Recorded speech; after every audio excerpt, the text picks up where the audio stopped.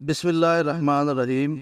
History page کے معزز سامعین حضرات، السلام علیکم۔ ناظرین، آج ہم جنگ موتا کے بارے میں آپ کو بتائیں گے کہ یہ سن 8 ہجری میں ہوئی اور یہ کیسر روم اور مسلمانوں کے درمیان پہلی لڑائی تھی جس میں کافروں کی بہت زیادہ تعداد شامل تھی اور ان کے مقابلے میں مسلمانوں کی تعداد بہت کم تھی۔ تو اس بارے میں ہم آپ کو بتائیں گے۔ اس سے پہلے ہماری ریکویسٹ ہے کہ آپ ہمارے چینل کو سبسکرائب کر لیں، ویڈیو کو لائک کر لیں تاکہ اس طرح کی مزید اچھی ویڈیو آپ کو ملتی رہے۔ اب چلتے ہیں اپنے ٹاپک کی طرف۔ حضور پاک صلی اللہ علیہ وسلم نے جو تبلیغی اور دعوتی خطوط سلاطین کے نام لکھے تھے، ان میں ایک خط حارث بن عمیر ازدی رضی اللہ تعالیٰ عنہ کے ہاتھوں حاکم بصرہ کے نام روانہ کیا تھا۔ حارث بن عمیر ازدی ابھی بصرہ تک نہ پہنچے تھے کہ سرحد شام کے قریب مقام موتا پر پہنچ پائے تھے کہ وہاں کے حاکم شرجیل بن عمرو غسانی نے، جو کیسر روم کی طرف سے اس علاقے کا صوبے دار تھا، حارث کو گرفتار کر لیا۔ معلوم کر کے یہ حاکم بصرہ کے پاس حضور پاک صلی اللہ علیہ وسلم کا خط لیے ہوئے جا رہے ہیں، ان کو شہید کر دیا۔ حارث بن عمیر کے بلا وجہ قتل ہونے کی خبر جب مدینہ میں پہنچی تو مسلمانوں کو سخت صدمہ ہوا۔ حضور پاک صلی اللہ علیہ وسلم نے اس مہم کی سرکش غسانی سردار کی صحبی کے لیے روانہ کی۔ اگرچہ اس مہم کی روانگی میں ذرا بھی تعامل ہوتا تو شام کی طرف سے مدینے پر حملہ ہونا یقینی تھا۔ حضور پاک صلی اللہ علیہ وآلہ وسلم نے حکم دیا کہ مسلمان اپنے اپنے سلاح جنگ لے کر موضع حرک میں جمع ہوں۔ چنانچہ 3000 اسلامی لشکر موضع حرک میں جمع ہو گیا۔ آپ نے اسلامی لشکر کی سرداری حضرت زید بن حارث رضی اللہ تعالی عنہ کو عطا فرمائی اور حکم دیا کہ اگر زید بن حارث حید ہو جائے تو جعفر بن ابی طالب اس لشکر کے سردار ہوں گے۔ اگر جعفر بھی شہید ہو جائیں تو حضرت عبداللہ بن رواحہ لشکر کے سردار ہوں گے۔ اگر وہ بھی شہید ہو جائے تو پھر جس کو لشکر پسند کرے وہ اپنا سردار بنا لیں۔ حضور پاک صلی اللہ علیہ وسلم اس لشکر کو تھوڑی دور تک بطریق مشاہد پہنچانے گئے، پھر واپس مدینہ منورہ میں تشریف لے آئے۔ حضرت زید بن حارث اپنے لشکر کو لے کر مقام معان تک بڑھتے چلے گئے۔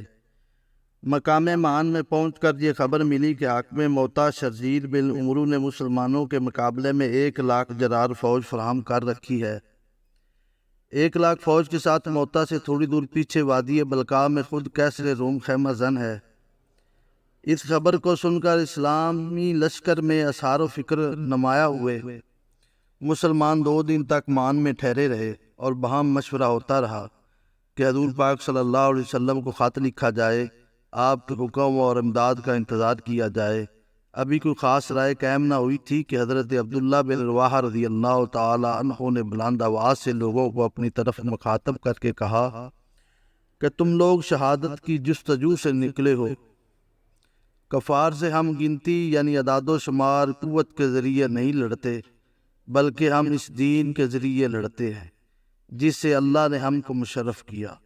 بس مقام موتا اور لشکر ہرقل کی طرف پیش قدمی کرو، اپنے لشکر کا میمنہ اور میسرہ درست کر کے کفار کا مقابلہ کرو۔ اس کا نتیجہ ان 2 نیکیوں سے خالی نہ ہوگا، یا تو ہم فتح حاصل کریں گے یا شہادت۔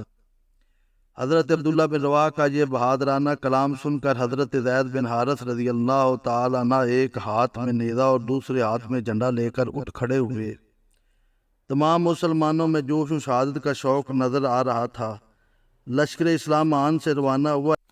ایک گاؤں مشارف نامی کے قریب دشمنوں کی ایک بہت بڑی تعداد جمع تھی، مگر مسلمانوں نے وہاں مقابلہ مناسب نہ سمجھا۔ وہاں سے کترا کر مقام موتا کی طرف بڑھے تاکہ جنگ کے لیے اچھا میدان ہاتھ آئے۔ بالآخر میدان موتا میں دونوں لشکروں کا مقابلہ ہوا۔ ایک طرف 1,00,000 لشکر جرار تھا، دوسری طرف 3000 غازیان اسلام تھے۔ اسی لشکر اسلام میں حضرت خالد بن ولید رضی اللہ تعالیٰ عنہ بھی شامل تھے اور مسلمان ہونے کے بعد ان کو اسلام کی طرف سے پہلی مرتبہ جوہر شجاعت دکھانے کا موقع ملا تھا۔ کیسر روم اور مسلمانوں کی یہ پہلی لڑائی تھی۔ اس لڑائی کو مسلمانوں اور عیسائیوں کی پہلی لڑائی بھی کہا جا سکتا ہے۔ اگرچہ سرحد شام کے قریب اور بھی کئی چھوٹی چھوٹی لڑائیاں ہو چکی تھی، لیکن قابل تذکرہ لڑائیوں میں یہ سب سے پہلی لڑائی تھی جو مسلمانوں نے ملک شام کی حدود میں لڑی۔ حضرت زید بن حارث رضی اللہ تعالی عنہ علم ہاتھ میں لیے ہوئے قلب لشکر کے سامنے سب سے آگے تھے۔ میمنہ قطبہ بن قتادہ غزنی رضی اللہ تعالیٰ عنہ کی سپرد تھا، اور میسرہ میں ابایا بن مالک انصاری تھے۔ زید بن حارث رضی اللہ تعالیٰ عنہ لڑتے لڑتے شہید ہو گئے۔ ان کی شہید ہوتے ہی حضرت جعفر نے بہت سے کفار کو قتل کیا۔ آخر کار ان کا گھوڑا زخمی ہو کر گر پڑا، لیکن آپ پھر بھی لڑتے رہے۔ دشمنوں نے ان کو بھی اپنے نرگاہ میں لے لیا۔ بالا آخر ان کا دایاں ہاتھ کٹ کر الگ جا پڑا، مگر انہوں نے بائیں ہاتھ سے جھنڈے کو سنبھالے رکھا۔ جب بایاں ہاتھ کٹ گیا تو گردن سے علم لگا کر سینے سے سنبھالے رکھا، یہاں تک کہ وہ اسی حالت میں شہید ہو گئے۔ ان کی شہادت کے بعد حضرت عبداللہ بن رواحہ رضی اللہ تعالیٰ عنہ نے آگے بڑھ کر علم کو اپنے ہاتھ میں لیا۔ تھوڑی دیر لڑ کر یہ بھی شہید ہو گئے اور علم اسلام گر گیا۔ مسلمانوں میں پریشانی کے واضح آثار نمودار ہوئے تو حضرت سعد بن اکرم رضی اللہ تعالیٰ عنہ نے آگے بڑھ کر علم اٹھا لیا اور بلند آواز سے کہا کہ مسلمانوں کسی ایک شخص کو امیر بنا لو۔ لشکر اسلام کی طرف سے متفقہ آواز آئی کہ ہم لوگ تمہاری امارات سے راضی ہیں۔ ثابت بن اکرم رضی اللہ تعالیٰ نے جواب دیا، میں یہ کام نہیں کر سکوں گا، تم خالد بن ولید رضی اللہ تعالیٰ عنہ کی سرداری کو تسلیم کر لو۔ لشکر اسلام کی طرف سے فوراً آواز آئی، ہم خالد بن ولید کو سردار تسلیم کرتے ہیں۔ یہ سنتے ہی خالد بن ولید رضی اللہ تعالیٰ عنہ فوراً آگے بڑھ کر ثابت بن اکرم رضی اللہ تعالیٰ عنہ کے ہاتھ سے علم لے لیا اور رومی لشکر پر حملہ آور ہوئے۔ ابھی تک رومی لشکر غالب اور مسلمان مغلوب نظر آتے تھے۔ بعض مسلمانوں کی ہمتیں یہ رنگ دیکھ کر پست ہو چکی تھی، اور علم ہاتھ میں لیتے ہی حضرت خالد بن ولید رضی اللہ تعالیٰ عنہ نے مسلمانوں کو للکار کر دوبارہ لڑائی پر آمادہ کیا اور ان کو خوب جوش دلا کر پھر اس خوبی سے دشمنوں کے لشکر عظیم پر پے در پہ حملے کیے اور رومیوں کے چھکے چھوٹ گئے۔ حضرت خالد بن ولید رضی اللہ تعالیٰ عنہ نے یہی نہیں، خود بے جگری سے بڑے حملے کیے۔ انہوں نے اپنے لشکر کی ترتیب اور نقل و حرکت کو بڑی خوبی سے اپنے قابو میں رکھا۔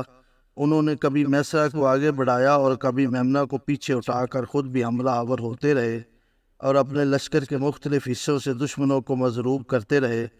خالد بن ولید رضی اللہ تعالیٰ عنہ بجلی کی طرح میدان جنگ میں لڑتے رہے، اپنے لشکر کے ہر حصے کو خود مدد پہنچاتے رہے۔ غرض صبح سے شام تک حضرت خالد بن ولید رضی اللہ تعالیٰ عنہ نے اپنے 3000 غازیوں کو رومیوں کے 1,00,000 لشکر سے لڑایا۔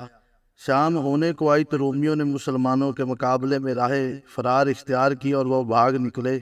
مسلمانوں نے تھوڑی دور تک ان کا تعاقب کیا، کچھ مال غنیمت بھی ان کے تعاقب میں مسلمانوں کے ہاتھ میں آیا۔